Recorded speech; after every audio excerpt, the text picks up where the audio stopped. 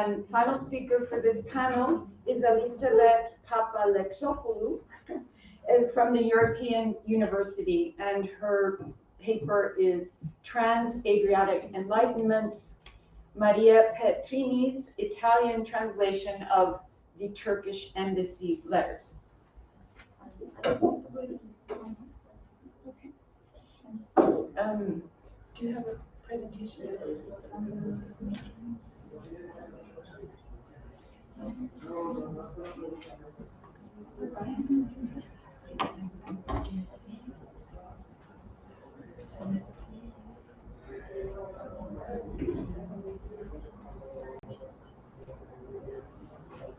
Okay.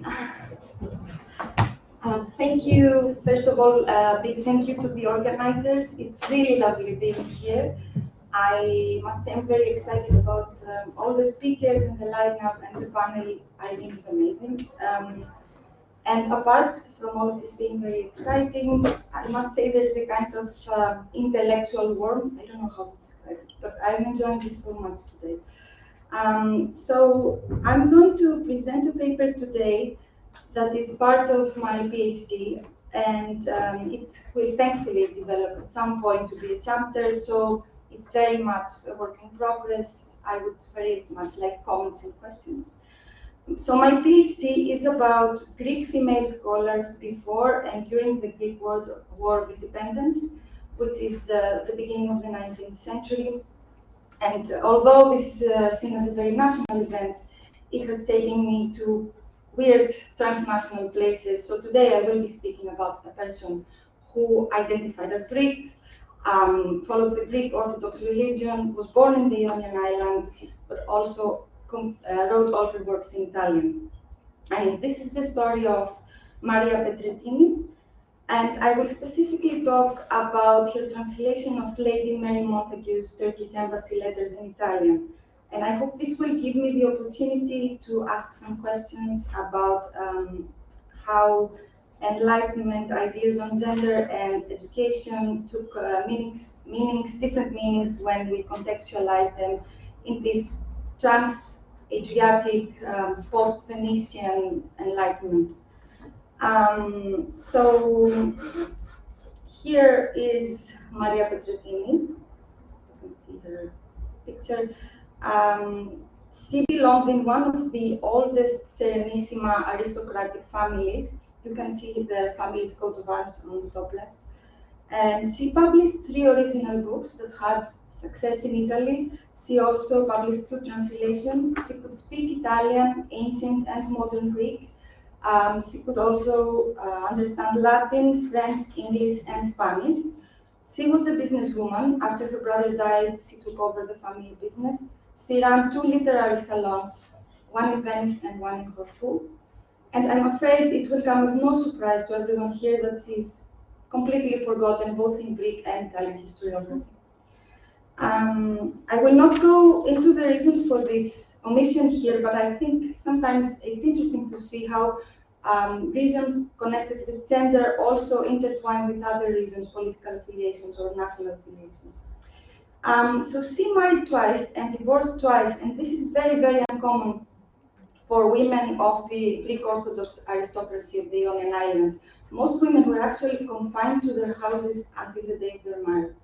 So her family was probably much more liberal and followed the Venetian customs. And this is why she was also educated by her brother's tutor. But she didn't get to follow her brother when he went to Padua and Venice to continue his education. So it was something she really wanted to do. And after her second divorce in 1808, she did go to Venice and spent most of her life afterwards in Venice, between Venice, Corfu, but also Florence and Padua. And there, she was she also ran her own salon, as I said, but she frequented Isabella Theodokia Albrici's salon, who was also her cousin. So this is a milieu comprised of philhellenes like Shelley and Byron, but also people like Algarotti, Luigi Carrer, Melchiorre Cesarotti, and Ippolito Pidemonte, and some Greek patriots like Ioannis Kapodistrias, who would go on to become the governor of Greece, and Adriatic Toxidis. So within this milieu, she published in 1814 La Vita di Cassandra Fedele, which was about one of the most renowned women of letters in 15th century Italy. In 1823, she anonymously published Joseph Cartwright's Topography of Corfu, a translation of it. In 1825, she translated in Italian some of Philostratus' images, and in 1838, she published the translation of Mary Montague's Turkish embassy letters. After she died, her nephew published a small pamphlet essay called Sull'educazione femminile.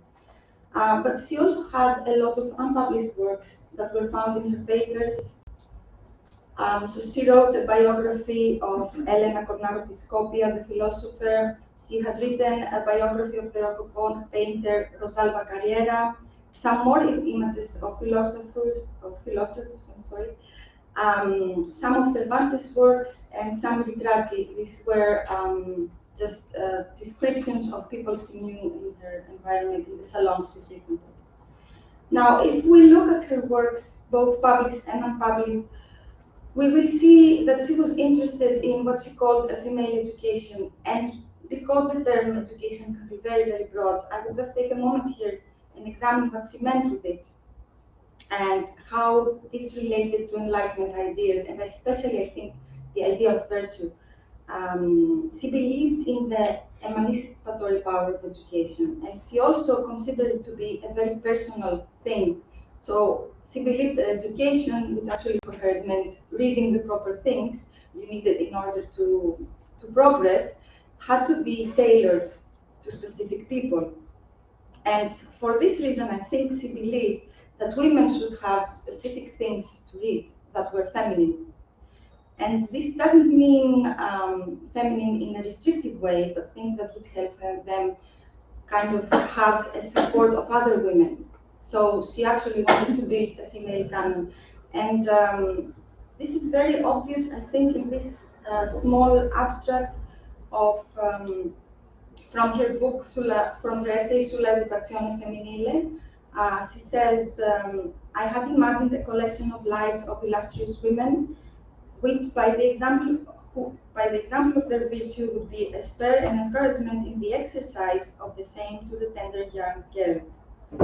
In cultivating the wit and forming the heart of young girls, it is necessary to have regard to the temperament, character, and circumstances of each one.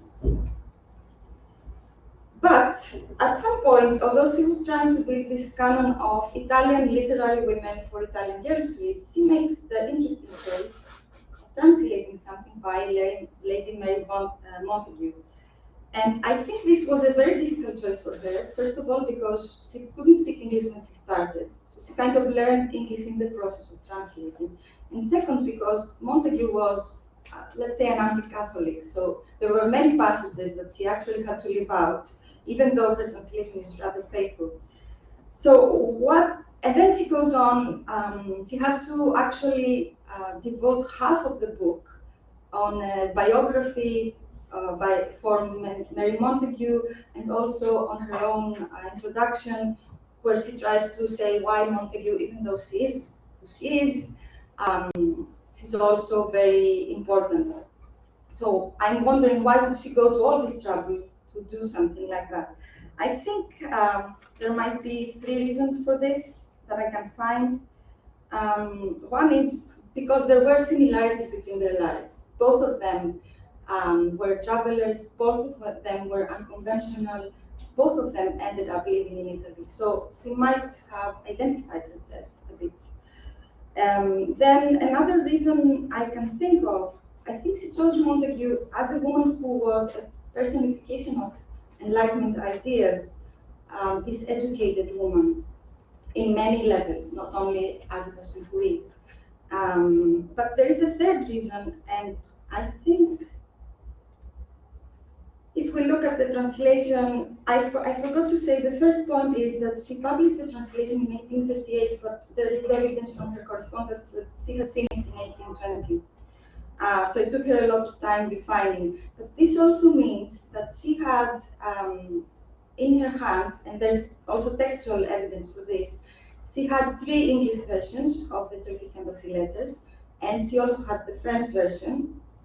And this also means that she has in her hands many letters, many different letters, not only the Turkish embassy letters, but she specifically chooses to translate these letters that kind of aim to bring the Orient closer, we could say, and highlight a link between many cultural worlds.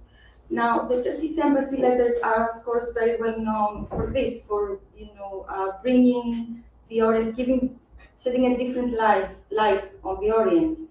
But there are other parts where Mary Montagu also travels to Greece, and then she travels to Italy, and there are descriptions of all these places. I think this is a way of pointing to a new conception of the East and the South by a person like Montagu.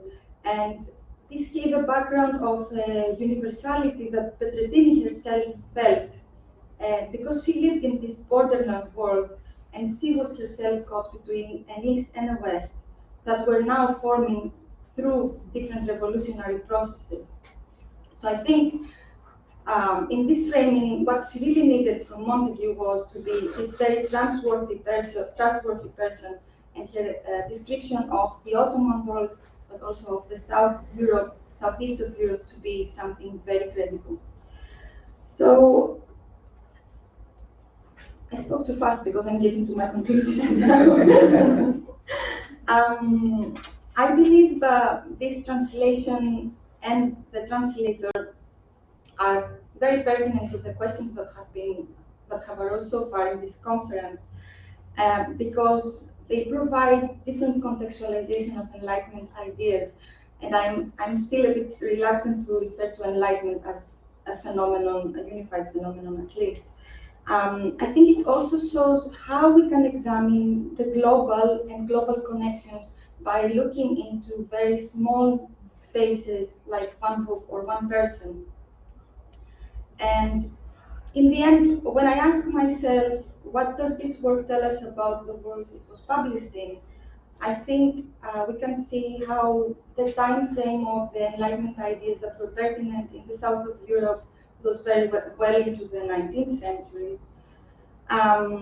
We can also see how Petrettini belonged to this group of people who rebranded Enlightenment ideas in order to fit them in a context of a Trans-Adriatic intellectual world that was in fact what had remained after the fall of the Venetian Republic. And so it's both looking to a future of Enlightenment and Romantic ideas, but it's also looking to a past of keeping the intellectual world of the Venetian Republic alive.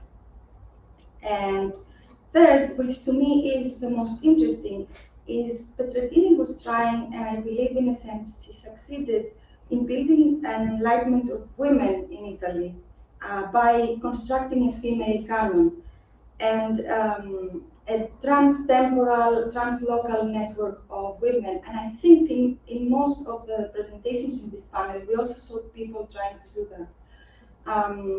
And maybe translation is a lot of different things, but I think this might also be one of the things it's about.